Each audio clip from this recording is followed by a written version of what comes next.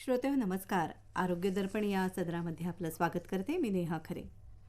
श्रोते, पार्किन्सन हा आजार आहे असं डॉक्टरांनी सांगितल्यावर त्याचे रुग्ण आणि त्याचे नातेवाईक सगळ्यांनाच या गोष्टीचा मानसिक ताण येतो. हातापायांना सुटलेला कंप थांबवता येईल का, किंवा निदान कमी तरी करता येईल का, अशी शंका काळजी मनामध्ये घर करते. वैद्यकीय उपचार, औषधं, गोळ्या वेळच्या वेळी घेणं हे तर आहेच, पण या आजाराचा ताण कसा दूर करायचा आणि आपण बरे होऊ या सकारात्मक विचाराकडे कसं जायचं, या सगळ्या संदर्भात आज आपण माहिती घेणार आहोत तेजाली कुंटे यांच्याकडून. तेजाली, नमस्कार. नमस्कार. तेजाली कुंटे यांनी MA सायकॉलॉजी अर्थात मानसशास्त्र विषयामध्ये केलेलं आहे आणि 9 वर्ष मानसशास्त्राचे संदर्भातलं मार्गदर्शन त्या करतात पार्किन्सन रुग्णांना आणि त्यांच्या नातेवाईकांना सुद्धा. एका स्वयंसेवी संस्थेसोबत त्यांनी 8 वर्ष काम केलेलं आहे आणि आता स्वतंत्र प्रॅक्टिस तेजाली करते आहे. तर पार्किन्सनचे दुष्परिणाम, त्याची लक्षणं आणि त्यावरचे उपचार, वैद्यकीय उपचार हे जसे आहेत त्याचप्रमाणे मनावरती उपचार जे करायचे त्या संदर्भात आज आपण मुख्यतः बोलणार आहोत. तर पार्किन्सन म्हणजे काय, इथूनच आपण सुरुवात करूया. नमस्कार श्रोते हो. तर पार्किन्सन्स आपण आधी समजून घेऊया की हा एक मेंदूचा आजार आहे. आपल्या मेंदूमध्ये बऱ्याच वेगवेगळ्या प्रकारची रसायनं तयार होत असतात. त्याच्यामध्ये एक महत्त्वाचं रसायन आहे, त्याचं नाव आहे डोपामाइन. तर डोपामाइन या रसायनाचं काम असं आहे की ते आपल्या शरीराच्या हालचाली आणि भावना या दोन्हींमध्ये नियंत्रण ठेवण्याचं काम करतं. आणि मेंदूमध्ये अनेक वेगवेगळी रसायनं वेगवेगळ्या आपल्या दैनंदिन आयुष्यासाठी लागणाऱ्या गोष्टींसाठी काम करत असतात 24 तास. तर त्यामध्ये हे डोपामाइन केमिकल तयार करणाऱ्या ज्या पेशी आहेत या सबस्टॅन्शिया नायग्रा नावाच्या आपल्या मेंदूच्या एका भागामध्ये बनत असतात. तर ह्या पेशींचा हळूहळू ऱ्हास व्हायला लागतो आणि त्यामुळे डोपामाइनची जी मात्रा असते ती कमी व्हायला लागते आणि त्याच्यामुळे तुमच्या हालचाली आणि भावना या दोन्हीवरती परिणाम दिसायला लागतो. आणि जेव्हा आपल्याला वाटतं की आता पार्किन्सनची लक्षणं दिसायला लागली आहेत, त्याच्यामुळे पार्किन्सन्स हा थोडा वाढत जाणारा आजार आहे. त्याला पूर्णपणे आपण उपचार करू शकत नाही, पूर्णपणे रिव्हर्स करू शकत नाही, पण त्याला आपण खूप चांगल्या प्रकारे त्याला कंट्रोलमध्ये ठेवू शकतो, त्याला नियंत्रणात ठेवू शकतो. बरोबर. आणि या कामामध्ये तुम्ही मानसशास्त्रज्ञ मंडळीसुद्धा चांगल्या प्रकारे मदत करत असता रुग्णांना आणि नातेवाईकांना सुद्धा त्यांच्या. तर श्रोते हो, हाच आहे आजचा आपला विषय, पार्किन्सन रुग्णांना मानसिक आधार कसा द्यायचा आणि त्या संपूर्ण कुटुंबाला एक उभारी मिळणं गरजेचं असतं की हा आजार आपल्याला नियंत्रणात ठेवता येऊ शकतो. याच संदर्भात तेजाली कुंटे यांच्याकडून आज आपण जाणून घेणार आहोत. हा डायल इन विशेष कार्यक्रम आहे, आपणही सहभागी होऊ शकता, आपले प्रश्नसुद्धा विचारू शकता.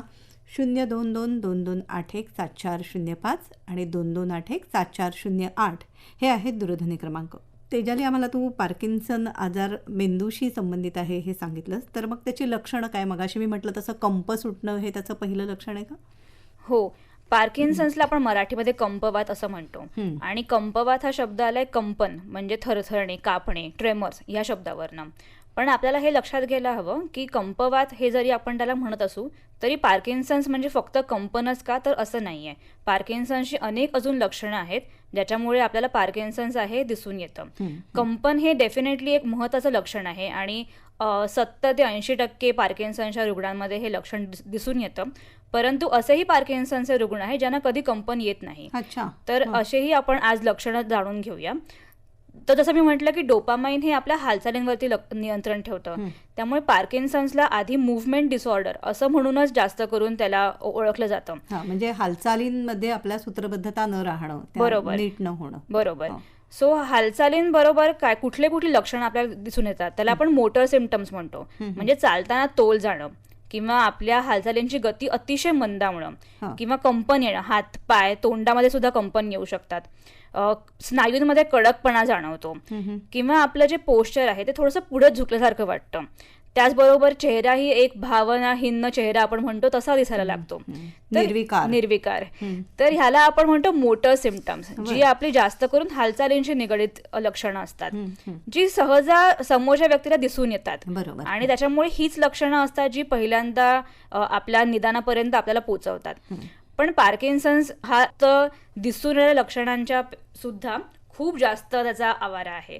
सो ज्याच्यामध्ये त्याला नॉन मोटर सिम्पटम्स म्हणतात, म्हणजे जे सहसा दिसून येत नाहीत पण एक व्यक्ती ती अनुभवू शकतो.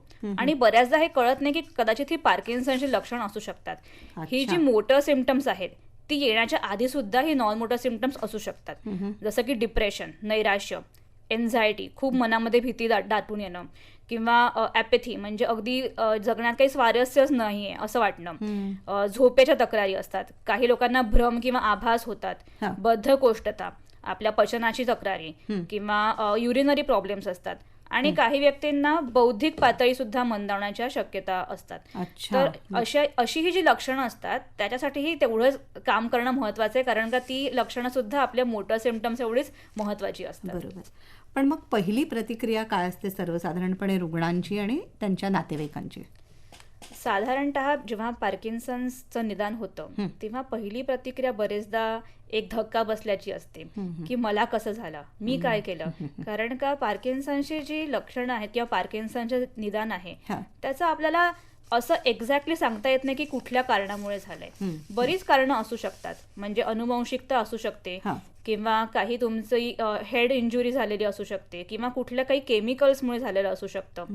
पण एक्झॅक्ट तुम्हाला पार्किन्सन्स का झालाय हे सांगता येऊ शकत नाही. आणि त्याच्यामुळे पहिला प्रश्न असा असतो की मलाच का झाला, आता मी कसं जगणार आहे या आजाराबरोबर, आणि माझ्या कुटुंबियांवरती मी भार तर बनणार आहे का, आणि मी अशा परिस्थितीला येऊन टेकणार का की जे माझं काहीच करता येणार नाही, म्हणजे मी अगदीच निरुपयोगी झालो की काय, अशी सुद्धा. त्याच्यामुळे मनामध्ये खूप भीती दाटून येते, बरेचदा एक शॉक लागतो. आणि मी असं बघितलंय माझ्या अनुभवामध्ये की बऱ्याचदा माहितीच नसतं पार्किन्सन्स काय आहे. त्याच्यामुळे असं एक निदान होतं ज्याच्याबद्दल मी कधी आधी ऐकलंच नाहीये, तर ती एक मनामध्ये खूप भीती निर्माण होते.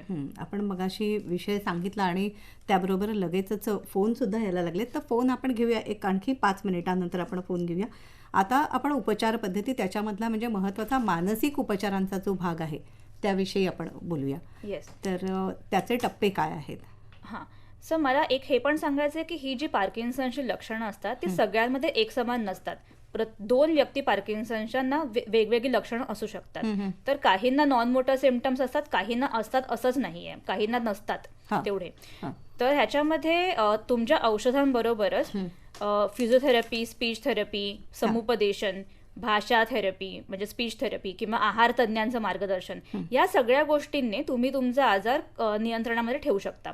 तर ह्याच्यामध्ये समुपदेशन म्हणजे काउन्सिलिंग हा एक खूप मोठा भाग आहे.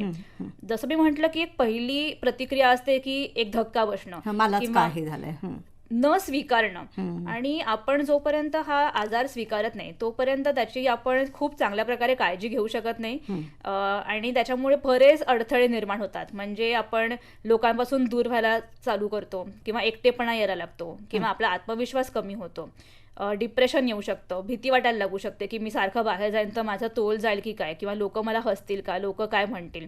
तर ह्या सगळ्या गोष्टींमुळे एक मनामध्ये खूप भीती असते, खूप नैराश्य आलेलं असतं. पार्किन्सनचं निदान स्वीकारणं ही एक सगळ्यात महत्वाची आणि पहिला टप्पा असतो, जसा रुग्णांसाठी तसंच त्यांच्या कुटुंबियांसाठी सुद्धा, की आता आपल्याला हे स्वीकारायचं आहे. आणि जसं एका वृद्ध काळामध्ये डायबिटीस होऊ शकतो किंवा हार्टचा काही प्रॉब्लेम होऊ शकतो, तसंच आपण पार्किन्सन्सला स्वीकारून आपण त्याचं नियंत्रण करण्यासाठी लक्ष द्यायचं आहे. तर म्हणजे सगळ्यात आधी पहिला टप्पा तुम्ही यासाठी समजावता त्यांना की हे राहणार आहे, फक्त आपण त्याचं नियंत्रण कसं करू शकतो याच्यासाठी तयार व्हा. म्हणजे मुळात आजाराला स्वीकारा हा त्याच्यातला पहिला भाग. बरोबर. आणि रुग्णाचे जे नातेवाईक असतात त्यांना सुद्धा हे सगळं समजावावं लागत असेल. हो, कारण त्यांना सातत्याने या अशा रुग्णाची काळजी घेणं, हो, हे एक सगळ्यात कठीण काम असतं की सातत्याने अशा रुग्णाची काळजी घेणं जो आजार पूर्णपणे बरा होऊ शकणार नाहीये. आणि बऱ्याचदा आपण बघतो की पार्किन्सन्स हा 60 नंतर होणारा आजार असा ओळखला जातो. त्याच्यामुळे हे जे रुग्णांचे काळजीवाहक असतात, केअर गिव्हर्स, त्यांनाही त्यांचंही वय वाढत असतं, त्यांनाही त्यांच्या काही आरोग्याच्या तक्रारी चालू झालेल्या असतात. त्याच्यामुळे ह्या सगळ्यांमध्ये काळजीवाहक म्हणजे केअर गिव्हर्सना सुद्धा एक सपोर्ट देणं, त्यांनाही ते समजावून सांगणं की हे त्यांच्याबरोबर जे घडत आहे त्यांच्या नातेवाईकांबरोबर ते मुद्दाम करत नाहीयेत, ते एक आजाराचा भाग आहे. आणि ह्याची लक्षणं इतकी विविध असल्यामुळे कधी कधी एक कन्फ्युजन क्रिएट होतं की आत्ता तर हे बरे होते, आता ह्यांना अचानक परत कंपन चालू झालंय, तर म्हणजे मुद्दाम नाही ना मुद्दाम नाही ना करत आहेत. तर बरेचदा नाते संबंधामध्ये सुद्धा त्याच्यामुळे परिणाम दिसून येतो. तर एकदा स्वीकार केल्यानंतर मग आपल्याला कळतं की अच्छा हे घडतं आहे किंवा ह्यांची मेमरी थोडी कमी झाली आहे, बरोबर. हे औषधं घेतलीत की नाही वेळेवरती हे विसरतायत, तर मी ह्या गोष्टींमध्ये लक्ष घातलं पाहिजे. पण म्हणजे त्याच वेळेला मी एक काळजीवाहक म्हणून माझ्या स्वतःच्या आरोग्याकडे सुद्धा तेवढंच लक्ष द्यायला पाहिजे. तर काउन्सिलिंगचा एक खूप मोठा भाग हा पण असतो की रुग्णांबरोबरच त्यांच्या काळजीवाहकांची सुद्धा काळजी घेणं, आणि त्यांना हे कळतं की मी माझ्या रुग्णाची काळजी घेण्यासाठी माझी पण काळजी करणारं कोणीतरी आहे, हा दिलासा एक खूप मोठा दिलासा त्यांच्यासाठी असतो. बरं. म्हणजे माझ्याकडे कोणीतरी बघणार आहे, आणि म्हणजे एक आपण लहान मुलांना म्हणतो ना की जसं लक्ष वेधून घेतात मुलं, अटेन्शन सिकिंग जे असतं, तर तसं ह्या रुग्णांच्या बाबतीत सुद्धा होऊ शकतं की म्हणजे कोणीतरी बघतंय ना मला, हा विश्वास फार महत्वाचा ठरत असेल. आणि याच्यासाठी तू म्हणालीस रुग्णांना वेगवेगळ्या प्रकारचे उपचार, मल्टी डिसिप्लिनरी ज्याला म्हणतो तशा पद्धतीचे देता येऊ शकतात. तर त्याच्यात व्यायाम जो आहे त्याबद्दल आम्हाला सांग ना. फिजिओथेरपी, आणि तू स्वतः डान्स थेरपी सुद्धा वापरतेस त्याच्याकरता. सो फिजिओथेरपी म्हणजे ज्याला आपण भौतिक चिकित्सा म्हणतो, ज्याच्यामध्ये तुम्हाला काही ठराविक व्यायाम शिकवले जातात की तुमचा जर तोल जात आहे तर तुमचा तोल सांभाळण्यासाठी तुम्ही कुठले व्यायाम करू शकता, किंवा तुम्हाला जे कडकपणा आला आहे स्नायूंमध्ये तर त्याची लवचिकता वाढवण्यासाठी तुम्ही कुठले व्यायाम करू शकता, असे काही टार्गेटेड व्यायाम त्याच्यामध्ये शिकवले जातात. आणि डान्स थेरपी हा पूर्णपणे वेगळा प्रकार आहे. मग आपण डान्स थेरपी विषयी बोलूया. आपण त्याआधी इथे फोन मगातपासून येतोय, आपण एक फोन घेऊया. चालेल. मी सुधीर मोहिते, बोरिवली, वय वर्ष 83. बरं. 14 वर्षापासून पार्किन्सन आहे. आता सध्या एक गंभीर समस्या अशी झाली आहे की मला म्हणजे शक्ती कमी झाली, ताकद कमी झाली शरीरातली, इतकी कमी झाली आहे की अशक्तपणा फार वाढला, आणि पायात तर अजिबात बळच नाही. मला चालता येत नाही, पाऊल पुढे पडत नाही, उचलता येत नाही. बरोबर. हे कशामुळे आणि काय याचं काय आहे? बरं, उत्तर ऐका रेडिओवरती तुम्ही. खूप चांगला तुम्ही प्रश्न विचारला आहेत. ही समस्या बऱ्याच पार्किन्सनच्या रुग्णांना असते की आपली ताकद कमी झाली आहे, अशक्तपणा आलाय, पावलं पुढे टाकता येत नाहीयेत, अगदी चालण्याचा जोरच निघून गेलाय असं बऱ्याच जणांना वाटतं. तर जसं मी म्हटलं की आपल्या स्नायूंना कमजोर बनवतं पार्किन्सन, तर त्याच्यामध्ये ताकद कमी होणं हा एक स्वाभाविक मुद्दा आहे.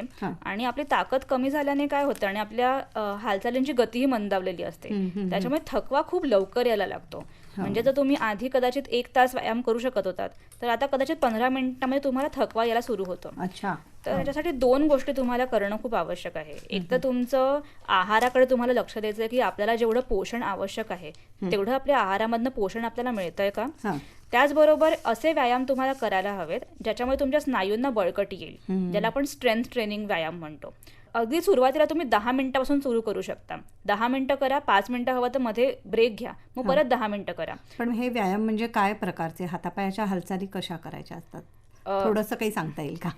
बऱ्याच हालचाली असतात, जसं की तुम्ही मार्चिंग, बसल्या जागी तुम्ही मार्चिंग करू शकता, जसं की जिना चढायला अडचण येते, किंवा पार्किन्सन्स मध्ये एक शफलिंग गेट होतं, म्हणजे चालताना असे आपण पाय घासत चालतोय का असं वाटतं. तर त्याच्यामुळे पाय उचलण्याचे जे व्यायाम आहेत किंवा एका पायावरती तोल सांभाळण्याचे व्यायाम जे तुमचे फिजिओथेरपिस्ट तुम्हाला शिकवू शकतात, तर असे व्यायाम तुम्ही जर वेळच्या वेळी आणि नियमितपणे केले तर तुम्हाला नक्कीच तुमच्या पायांची बळकटी वाढू शकते. आणि तुम्ही फक्त एकच लक्षात ठेवा की हार मानू नका, जेवढं शक्य आहे तेवढं करत राहा, कारण का जेवढं तुम्ही इंडिपेंडंट राहाल तेवढं तुम्हाला फायदा होणार आहे पार्किन्सन्सला नियंत्रणात ठेवण्यासाठी. बरोबर. नेहाताई नमस्कार. नमस्कार. मी नवनाथ शिंदे पुण्याहून बोलतोय. स्वतः अंध आहे मी. बरं, प्रश्न विचारा आपला. प्रश्न, मी स्वतः नैसर्ग उपचार कोर्स केलाय तो. बरं. तर आता हे पार्किन्सनचे जर पेशंट मिळाले आपल्याला घरोघरी जाऊन, तर ह्याच्यावर मी काही करू शकतो का त्यांना इलाज? तर ताई नक्कीच याचं उत्तर मला सांगू शकते आणि मार्गदर्शन मिळेल. निसर्गोपचार हाही एक उपचार पद्धतीमध्ये गणला जातो, पण असे बरेच उपचार पद्धती आहेत. म्हणजे आपल्या ॲलोपॅथीच्या औषधांबरोबरच आयुर्वेद, होमिओपॅथी, निसर्गोपचार, मसाज, ॲक्युप्रेशर, ॲक्युपंक्चर अशा बऱ्याच थेरपीज तुम्ही करू शकता. पण आपला विषय मुख्यतः मानसिक. येस. तर फक्त मी एकच सांगू इच्छिते सगळ्यांसाठी की बऱ्याच जसं की ह्याला पूर्ण आत्ता आपण उपचार करू शकत नाही, म्हणजे पूर्ण बऱ्या करू शकत नाही, त्याच्यामुळे बऱ्याच नवीन नवीन उपचार पद्धती येत आहेत. तर प्रत्येक रुग्णाने फक्त ही काळजी घ्यावी की ही जी उपचार पद्धती मी घेतो आहे त्याच्याबद्दल काय रिसर्च झालं आहे, काय संशोधन झालं आहे, आणि एकदा डॉक्टरांना तुमच्या कन्सल्ट करून तुम्ही उपचार पद्धती घेतली तर नक्कीच तुम्हाला त्याचा चांगला फायदा होऊ शकतो. बरोबर. आणि मानसोपचारांच्या बाबतीत कसं आहे, त्याची म्हणजे नंबर ऑफ सेशन्स घ्यावी लागतात, पुन्हा पुन्हा जावं लागतं मानसोपचारांसाठी की कसं? हो, मानसोपचार पद्धतीमध्ये तुम्हाला म्हणजे त्याच्या प्रत्येक रुग्णाबरोबर ते डिफरंट असतं. पण जर खूपच सिव्हिअर केस असेल डिप्रेशनची तर त्यांना नक्कीच थोडी जास्त सेशन्स घ्यावी लागतात. जर एखाद्याला फक्त आत्ता पार्किन्सन्सचं निदान झालेलं आहे आणि थोडंसं ते स्वीकारायला तयार नाही आहे तर त्यांना कदाचित 4-5 सेशन्समध्ये चांगला त्याचा रिझल्ट दिसून येऊ शकतो. पण नियमितपणे सेशन्स अटेंड करणं किंवा ती उपचार पद्धती घेणं हे खूप महत्त्वाचं आहे ह्याच्यामध्ये. कारण का तुमचा जो थेरपिस्ट आहे, तुमचे जे तज्ज्ञ आहेत, ते तुमच्यासाठी एक चांगला प्रोग्राम त्यांनी आखलेला असतो की तुमचे जे गोल्स आहेत की तुम्हाला जर सपोज तुम्हाला बॅलन्सिंगमध्ये प्रॉब्लेम आहे तर तुमचा फिजिओथेरपिस्ट प्रयत्न करतो की तुम्हाला ते अचीव्ह करायला मदत करायची. तसंच सायकोलॉजिस्ट किंवा मानसोपचार तज्ज्ञ हे मदत करतात की तुम्हाला तुमचा गोल जो आहे की तुम्हाला डिप्रेशनमधनं बाहेर येणं किंवा मनातली नैराश्य कमी होणं किंवा भीती जी मनामध्ये आहे त्याच्यावरती आपण कसं संतुलन त्याचं राखू शकतो. तर ह्या बाबतीमध्ये तुम्हाला बऱ्याच वेगवेगळ्या व्यायाम तुम्हाला शिकवतात, तुमच्याबरोबर गप्पा मारतात, तुमच्याशी बोलतात, तुमचं मन हलकं करायला ते मदत करतात. तुम्ही तुमच्या मनामध्ये कुठल्याही ज्या भावना आहेत त्या व्यक्त होऊ शकता, मोकळेपणाने त्यांच्याशी बोलू शकता. कारण का जे सायकोलॉजिस्ट आहेत ते ही माहिती कुठे बाहेर जाऊन सांगत नाहीत, हे पूर्णपणे कॉन्फिडेन्शियल असतं. बरोबर. तर त्याचं खाजगी पण जपलं जातं आणि त्याच्यामुळे तुम्ही अगदी तुमच्या मनातल्या ज्या भावना आहेत त्या अगदी मनमोकळेपणाने बोलू शकता आणि त्यातून तुम्हाला नक्कीच खूप एक मन हलकं झाल्यासारखं पण वाटतं आणि तुम्हाला एक सायकोलॉजिस्ट चांगलं मार्गदर्शन सुद्धा करू शकतो. त्याच्यात एक सकारात्मकता येऊ शकते. नक्कीच. बरोबर. हा, नमस्कार. हा, नमस्कार मॅडम. नमस्कार. संभाजी बोर बोलतोय. बरं, प्रश्न काय आहे आपला? हा मॅडम, जो आजार आहे ना तो कसा होतो, कशामुळे होतो मॅडम? मी एकदा पटकन परत एकदा सांगते की हा आजार डोपामाइनची मात्रा आपल्या मेंदूमध्ये कमी झाल्याने होतो आणि याची विविध वेगवेगळी कारणं असू शकतात. त्याच्यामध्ये अनुवंशिकता फक्त 5 ते 10% असते. त्याच्या व्यतिरिक्त तुम्हाला हेड इंजुरी झालेली असू शकते, तुम्ही केमिकलचा कुठल्या तरी तुम्हाला संपर्कामध्ये आल्यामुळे हा आजार होऊ शकतो. आणि पण जास्तीत जास्त करून ह्या आजाराचं एक प्रमुख कारण नाही, म्हणजे त्याला आपण इडिओपॅथिक पार्किन्सन्स असं म्हणतो. बरं, डान्स थेरपीविषयी तेजाली आम्हाला जाणून घ्यायला आवडेल, काय आहे हे? नक्कीच. डान्स थेरपी ही फार त्या मानाने नवीन थेरपी आहे ह्या फील्डमध्ये आलेली. तर डान्स थेरपीमध्ये तुमचं मन आणि शरीर ह्या दोघांचा जो दुवा आहे ह्याच्यावरती काम केलं जातं. जसं की काउन्सिलिंग म्हणजे समुपदेशनामध्ये जास्त करून तुमचं मनावरती काम केलं जातं आणि फिजिओथेरपीमध्ये तुम्हाला शारीरिक व्यायाम शिकवले जातात. पण डान्स थेरपी या दोघांचा समन्वय साधण्याचा प्रयत्न करतं. तर डान्स थेरपीमध्ये कुठला एका प्रकारचा डान्स शिकवला जात नाही, तर तुमचं स्वतः कथ्थक आणि भरतनाट्यम शिकलेली आहे. तर ह्याच्या आपल्याला क्लासिकल डान्स, शास्त्रीय नृत्य शिकवायचं नाहीये. नाही, ते शिकवणं हा त्याचा उद्देश नाही. बरोबर. परंतु तुमच्या ज्या भावना आहेत, तुमचे जे विचार आहेत ते तुम्ही हालचालींद्वारे कसे व्यक्त करू शकता, हा ह्याचा जास्त मुख्य उद्दिष्ट असतं. आणि डेफिनेटली मी कथ्थक आणि भरतनाट्यम शिकल्यामुळे मी काही त्याच्यामधले जे टेक्निक्स आहेत ते माझ्या पेशंटना शिकवायचा प्रयत्न करते. जसं की भरतनाट्यम आणि कथ्थकमध्ये आम्ही हस्तमुद्रा वापरतो. तर त्या हस्तमुद्रा तुमच्या हाताचा व्यायाम करायला मदत करतात आणि तुमचं कंपनही थोडंफार नियंत्रणामध्ये आणायला मदत करतात. तसंच भावना व्यक्त करायला चेहऱ्याचे काही व्यायाम आहेत डान्समध्ये, तेही शिकवल्यामुळे तुमचा जो एक म्हणजे आपण म्हणतो की एक भावना खिन्न चेहरा दिसतो, तर त्याच्यामध्ये मदत होते की तुमच्या चेहऱ्याची हालचाल होऊन तुम्ही भावना दाखवायला तुम्हाला मदत होते. चेहऱ्यावरती जे हावभाव काही दिसत नव्हते, निर्विकार चेहरा होता, तर त्याच्यावरती थोडे भाव येऊ शकतात. आणि असे तुम्ही भावना व्यक्त करायला लागल्यानंतर तुमचं जे संभाषण आहे, कम्युनिकेशन आहे, ते सुधारायला लागतं. त्याच्यामुळे तुमचा आत्मविश्वास वाढायला लागतो, तुमचं संतुलन सुधारतं तुमचं मन आणि शरीरामध्ये, तुमचा बॅलन्स चांगला होतो. तर त्याच्यामुळे डान्स थेरपी एक अशी थेरपी आहे जे मन आणि शरीर म्हणजे नॉन मोटर आणि मोटर सिम्पटम्स या दोघांवरती एकाच वेळेला काम करते. पण ही डान्स थेरपी शिकवताना किंवा वापरताना वयाची काही हे असते का? म्हणजे ज्येष्ठ नागरिक सुद्धा करू शकतात? हे अगदीच करू शकतात, वयाचे कुठलंही बंधन नाही ह्याला. माझे असे काही पेशंट आहेत जे व्हीलचेअरवरती आहेत, काही बेड बाउंड पेशंट आहेत, ते सुद्धा या डान्स थेरपीमध्ये पार्टिसिपेट प्रयत्न करू करतात. शकतात. हो अच्छा. हो. कारण का ह्याच्यामध्ये मूळ उद्दिष्ट असं आहे की तुम्हाला जेवढी जमते तेवढी मुवमेंट करा, तेवढी हालचाल करा. सो पेशंट कुठे आहे, पेशंटची लिमिटेशन काय आहेत, हा. हे जाणून घेऊन त्याच्यावरती ती थेरपी केली जाते. बरोबर. म्हणजे जबरदस्तीने शरीराला कसंही ओढात आणायचं नाही नाही, आपल्याला. ह्याच्यामधनं सगळ्यात जास्त महत्वाचं आहे की आपल्या भावना, सकारात्मक विचार हा. निर्माण होतो आणि आपल्या भावनाही खूप चांगल्या होतात. आणि नृत्य किंवा म्हणजे कुठचाही कला प्रकार ज्याच्यामध्ये माणूस आपलं दुःख विसरून अगदी. जातो. हो हो, माझे पेशंट मला सांगतात बरेचदा की आम्ही विसरून गेलो की आम्हाला पार्किन्सन्स आहे या सेशन नंतर. आणि असंही होऊ शकतं की कधीही न नाचलेला माणूस त्या ठिकाणी त्याने थोडा वेळ नृत्य केल्यानंतर खूप मनाला शांत वाटणं. आणि हो हो, अगदीच. म्हणजे बरेच सारे पेशंट असे आहेत रुग्ण असे आहेत की ज्यांनी कधी आयुष्यात डान्स केला नाहीये, पण आणि त्यांना कदाचित चालताना सुद्धा खूप अडचण येते, पण जेव्हा डान्स सेशन असतं किंवा डान्स थेरपी सेशन असतं तेव्हा ते स्वतःहून खुर्चीतनं उठून डान्स करायला लागतात. म्हणजे त्यांच्यात जी उमेद असते ती जागृत होते, वाढते. हा, नमस्कार. हा, नमस्कार. नमस्कार, बोला, प्रश्न विचारा. मी नारायण गांधी घाटकोपरून बोलतोय. हा, बोला. हा जो पार्किन्सन रोग हा काही म्हणजे नेमक्या अमुक वयातच होतो अशातला काय भाग आहे का? बरं. हा आधी 60 पुढचा आजार असा म्हणून ओळखला जायचा, पण आता यंग ऑनसेट पार्किन्सन डिसीज म्हणजे जे 55 वर्षांच्या खालील व्यक्ती आहेत त्यांच्यामध्ये सुद्धा या आजाराचं प्रमाण खूप वाढलेलं आहे. अरे बापरे. आणि भारतामध्ये सुद्धा खूप खूप प्रमाणामध्ये आपल्याला दिसून येतं की यंग ऑनसेट पार्किन्सनचे रुग्ण आहेत.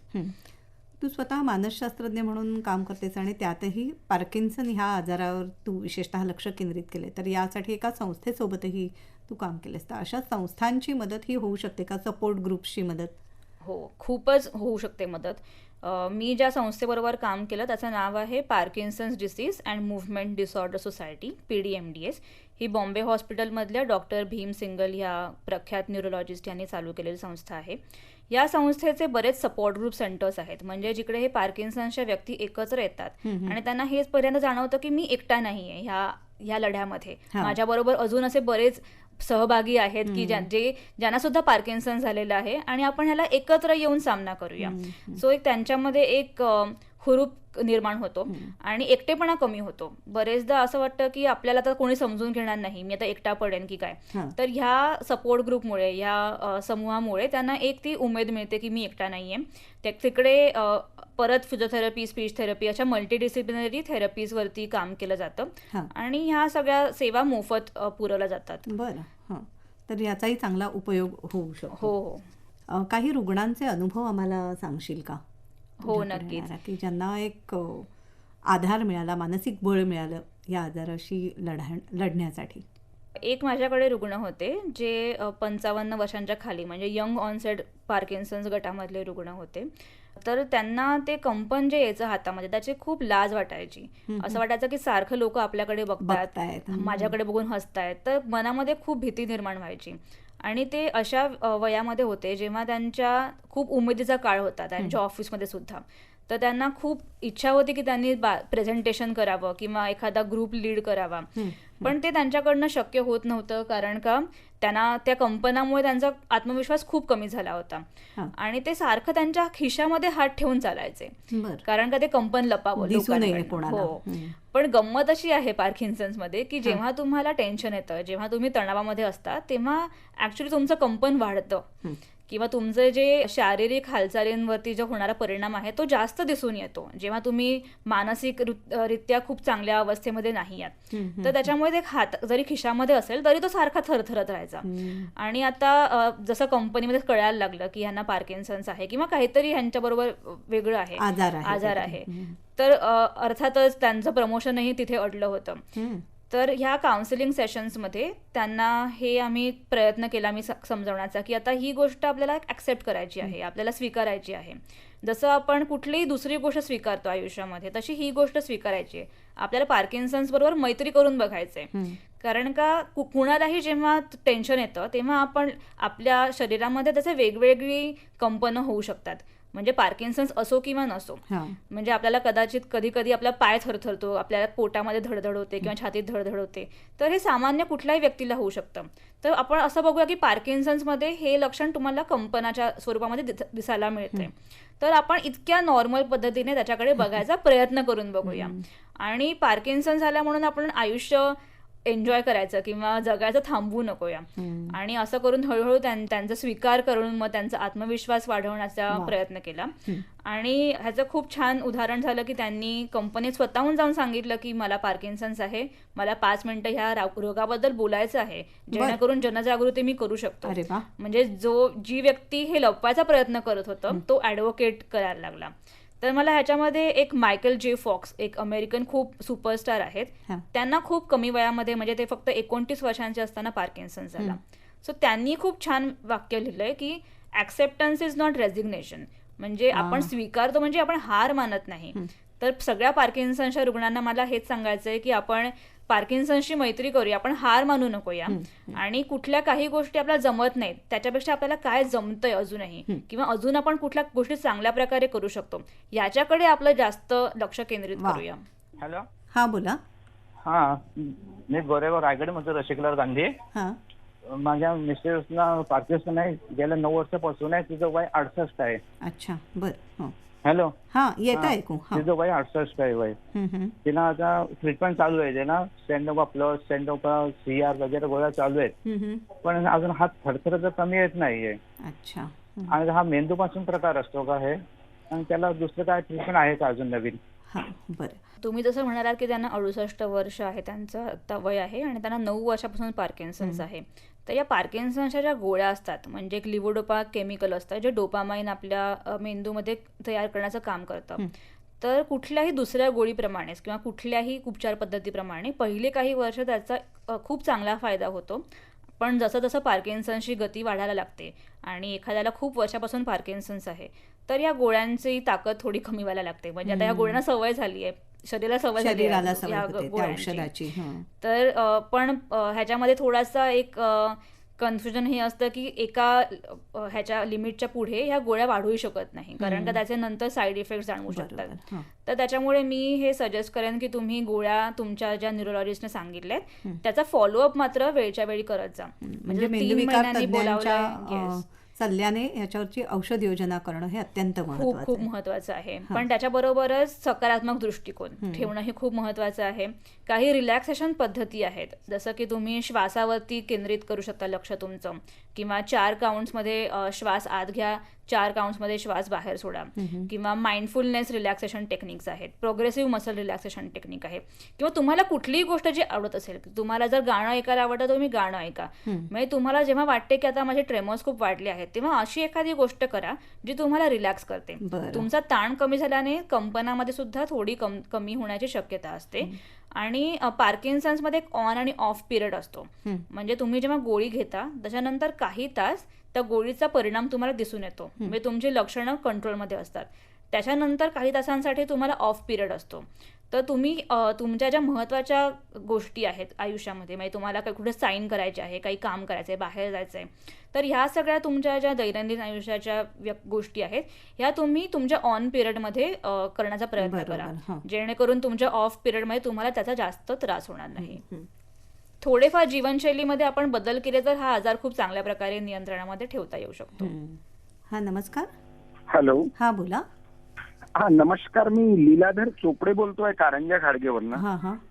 मॅम, बऱ्याचदा काय होतं की माझ्या 2 हाताच्या म्हणजे करंगळी आणि तिच्या बाजूच्या बोटामध्ये असं बधीर झाल्यासारखं वाटतंय, आणि कधी उजवा जो पाय आहे तर त्याच्यामध्ये असं चिमटा जरी घेतला तरी कधी कधी आग होत नाही. तर हे पार्किन्सनचे फ्युचरमध्ये लक्षणं असू शकतात का? जर तुम्हाला पार्किन्सन्स असेल तर तुम्हाला नक्कीच तुमच्या तज्ज्ञांशी याच्याबद्दल बोलायला हवं, कारण का कधी कधी ही बधिरता पार्किन्सन्समध्ये दिसून येते. पण फक्त बधिरता आहे म्हणजे पार्किन्सन्स आहे असं नाही, कारण का मेंदूच्या अनेक विविध आजारांमध्ये सुद्धा ही हातापायांमधली बधिरता दिसून येते. त्याच्यामुळे मी तुम्हाला हे सजेस्ट करेन की तुम्ही एकदा तुमच्या मेंदू विकार तज्ज्ञांशी याच्याबद्दल बोलून घ्या. बरं. आणि सामाजिक कार्यकर्ते किंवा कम्युनिटी वर्कर्स विशेषतः जे आहेत ते सुद्धा याबद्दलची जनजागृती करण्याचं काम करत असतात, त्याविषयी सांगा. जनजागृती पार्किन्सनची करणं किंवा अशा कुठल्याही मेंदूविकारांची करणं हे खूप खूप महत्त्वाचं आहे. कारण का या व्यक्तींना एकटेपणा वाटतो? कारण का त्यांना समाजामध्ये मानलं जात नाही, त्यांना समाज मान्य करत नाही, कारण का समाजाला माहितीच नाहीये पार्किन्सन्स काय असतं. बरोबर. तर त्याच्यामुळे आजचा हा आपला जो प्रयत्न आहे तो सुद्धा एक जनजागृतीचा प्रयत्न आहे.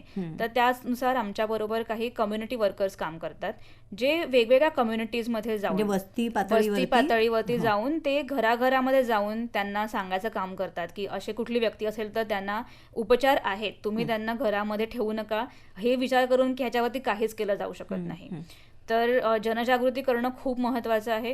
कारण का जेवढे आपण जास्त लोकांपर्यंत हे पोचवू शकतो की पार्किन्सन्स काय आहे, तेवढं पार्किन्सनच्या रुग्णांकडे बघायचा दृष्टिकोन समाजाचा नक्कीच सकारात्मक होणार आहे. आणि त्याच्यामुळे ह्यांना समाजामध्ये एक चांगलं स्थान मिळण्याला मदत होईल. लपवण्यापेक्षा तो आजार स्वीकारणं हे त्या रुग्णाच्या बाबतीत सुद्धा आणि कुटुंबाच्या बाबतीत सुद्धा अत्यंत महत्त्वाचं आहे. नक्कीच. तर तेजाली, आता अगदी कार्यक्रमाची वेळ आपल्या संपत आलेली आहे. आज तेजाली कुंटे मानसशास्त्रज्ञ आपल्या कार्यक्रमात सहभागी झाल्या आणि पार्किन्सन रुग्ण आणि कुटुंबाला मानसिक आधार हा कशा पद्धतीने मिळू शकतो याबद्दल त्यांनी आपल्याला सविस्तर अशी माहिती दिलेली आहे. तर तेजाली, तू इथे आलीस आणि आम्हाला ही माहिती दिलीस, मनापासून आभार मानते. धन्यवाद.